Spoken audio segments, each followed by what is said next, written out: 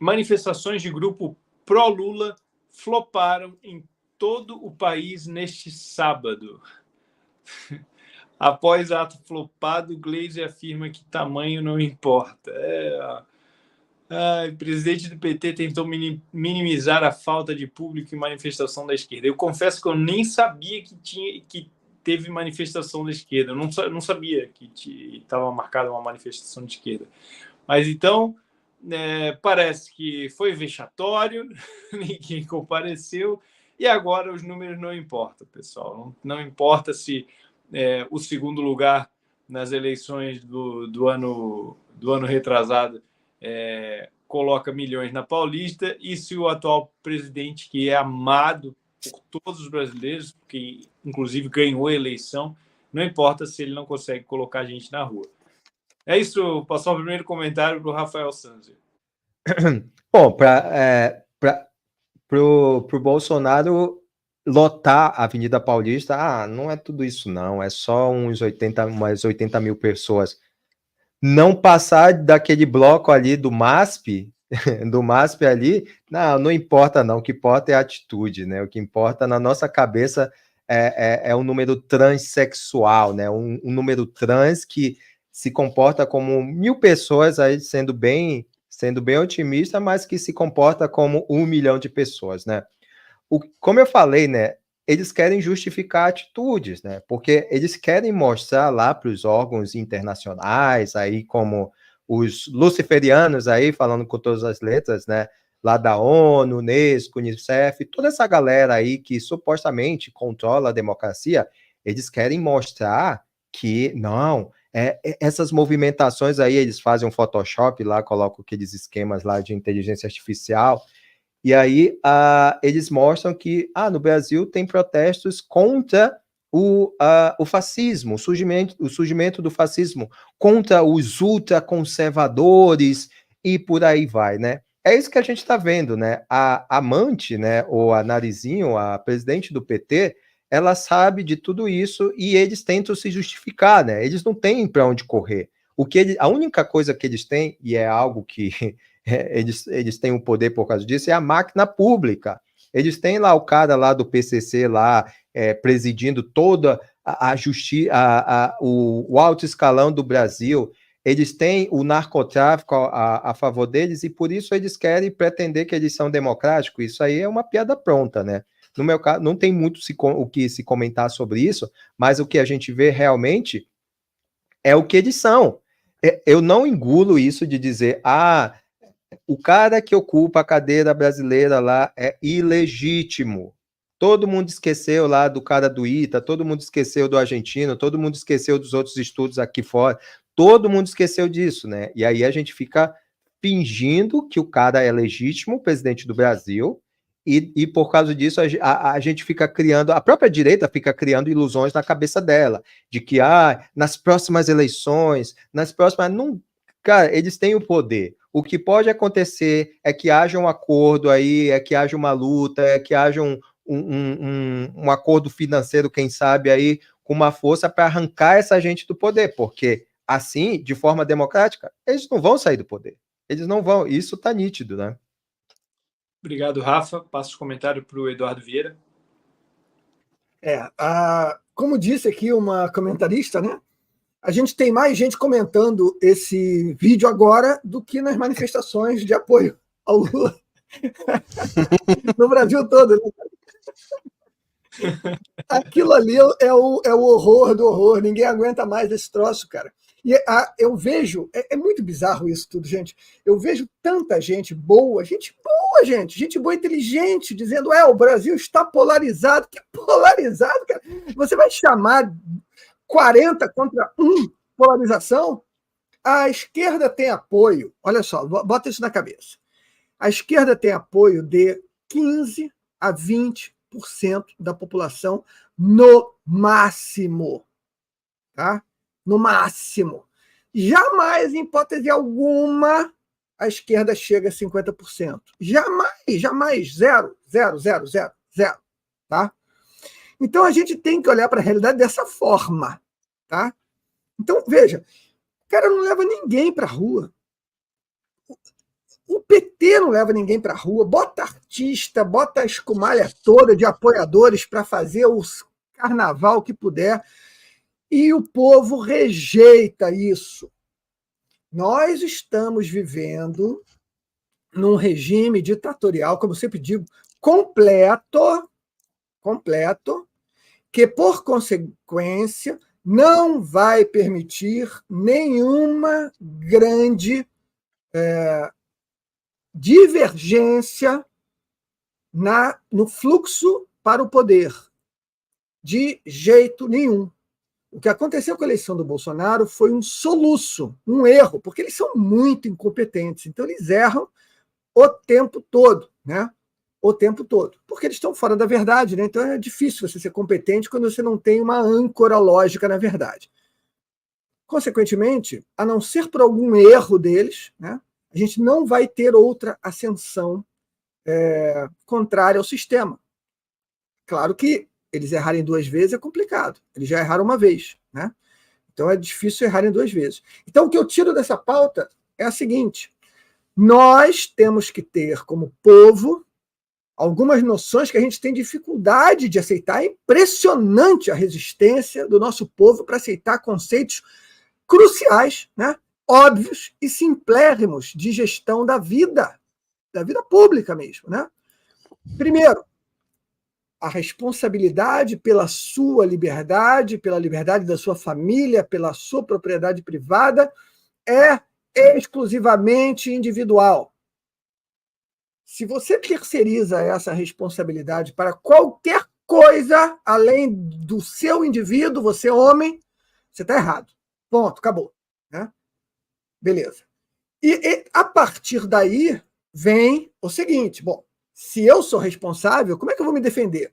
Se eu estou aqui numa situação complicada, né, ao meu redor está difícil, o que eu vou fazer? Você, meu querido, tem que se organizar. Tá? Tem que se organizar, você tem que se associar, você tem que formar um grupo próximo de você. Ah, mas não temos tempo para isso. Isso é falácia, essa é a falácia da falta de tempo. O que a falácia da falta de tempo diz? A falácia da falta de tempo diz que nós não temos tempo para trabalhar de forma organizada a nossa base, né? A nossa base próxima. Fazer isso que eu estou falando aqui, na verdade, né? Então, o que a gente tem que fazer? A gente tem que enfiar a cabeça no traseiro, né? E acreditar que o nosso sistema completamente corrupto, político-partidário, absolutamente corrupto, institucional, vai, de uma hora para outra, no estalar de dedos, por mágica, deixar de ser corrupto e resolver todos os nossos problemas. Ora, você tem que ser um tipo especial de idiota para acreditar num negócio desse, concorda? É bem lógico o que eu estou falando, né? Evidentemente, se nós temos todas as instituições corrompidas, nós temos a Polícia Federal vestindo Hugo Boss e invadindo a casa das pessoas, né? Nós temos o sistema de injustiça brasileiro esfacelando a Constituição, que eles têm obrigação estatutária de defender. Nós temos um sistema político que não tem um único partido que represente a maioria esmagadora de cristãos que compõem a população brasileira. Como é que a gente vai terceirizar a nossa liberdade e a defesa da justiça a essa escumalha? Isso simplesmente, meus amigos, não faz sentido nenhum, não é? Então esqueçam a falácia da falta de tempo, porque isso é ferramenta de vagabundo, canalha, que está enganando vocês. Eu posso garantir que na nossa audiência tem um bando de gente que acaba sendo enganado por esses caras. Vençam isso. Tenham força interior, vençam isso. Vocês têm que entender que a gente vai passar por décadas de problemas no Brasil. Décadas. Nada vai ser resolvido nas eleições de 2024, nada vai ser resolvido nas eleições de 2026.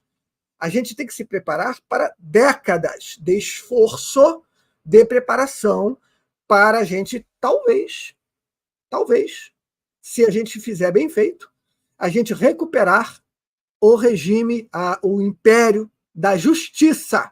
Eu não estou atrás de liberdade, não, eu estou atrás de justiça. Justiça é uma bandeira absolutamente virtuosa, baseada, evidentemente, na árvore cristã, né? Então, Eu espero que eu tenha deixado isso bem claro. Não é para você parar de votar, não é para você parar de se candidatar. É só para você botar as proporções do jeito certo. O brasileiro hoje dedica 90% do tempo dele ao sistema político partidário. Vocês estão sendo distraídos por um teatro completamente ineficaz para resolver os seus problemas e é feito exatamente para manter vocês distraídos. Obrigado, professor Eduardo. Passo o último comentário da última pauta. Paulo Cocos. Paulo, você vê que a esquerda, ela sempre muda suas próprias narrativas de acordo com a conveniência. Então, eles não têm nenhum tipo de comprometimento com a verdade, com a ética, ou como o Eduardo Vieira bem falou, a justiça, que é uma virtude, que Aristóteles falava que ela não tem excesso. A justiça, quanto mais melhor, não existe excesso de justiça. Agora, o que existe no âmbito da esquerda é o comprometimento com a mentira, o comprometimento com a injustiça, porque eles vivem da mentira para ganhar poder. A verdade nos liberta e a mentira nos escraviza. É assim que a esquerda estabelece os seus regimes injustos e as suas falsas autoridades. Então, números não valem nada, disse a Gleisi Hoffmann.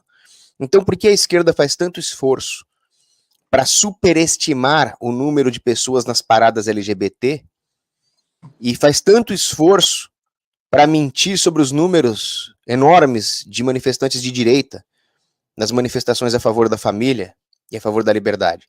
Por que a esquerda mente tanto para cima os manifestantes nas paradas LGBT e mente tanto para baixo os manifestantes bolsonaristas? Porque sim, a propaganda dos números importa. Agora que eles estão sendo desmascarados em todos os sentidos, agora eles vêm falar que não importa. Pelo jeito, para eles, que podem manipular os números com algoritmos, e eu não vou mais entrar em detalhes sobre isso, para eles, realmente, a única coisa que importa é o projeto de poder. Eleição não se ganha, se toma, disse o Barroso, não é isso? Agora, como o Eduardo Vieira disse muito bem, o brasileiro precisa entender o que está acontecendo. O povo brasileiro está sendo vítima de uma guerra em todos os sentidos, cultural, política, da esquerda contra o cidadão de bem. Se nós não entendermos que isso se trata de uma guerra, nós não vamos lutar com a atitude correta. Nós vamos achar que existe aqui uma neutralidade, um joguinho, uma gincana, e não é assim que funciona. Por isso nós temos que nos preparar também nos frontes de longo prazo, político-cultural.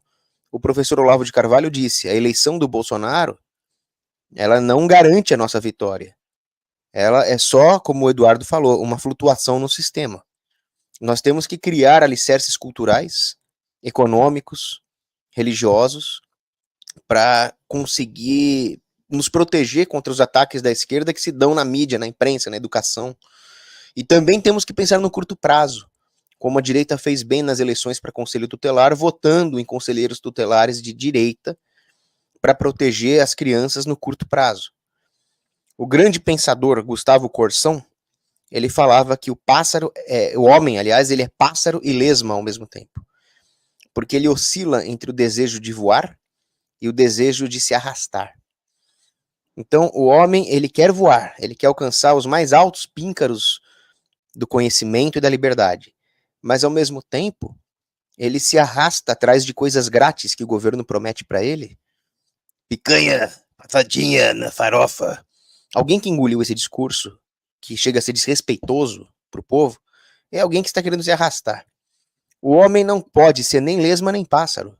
Nós não somos lesmas nem pássaros. O homem precisa se levantar como um animal racional bípede que ele é, ter dignidade e se recusar a se arrastar para governos, para demagogias, e ao mesmo tempo saber que ele só vai chegar aos postos mais altos não pela utopia do voo de um pássaro, mas pela construção paulatina de uma catedral, que requer trabalho de longo prazo. Os construtores das catedrais não viam a obra pronta, eles sabiam que isso era para os netos deles. Então é assim que nós vamos construir um Brasil livre, construindo ele agora, sem se arrastar, mas sabendo que ele demora para ser construído.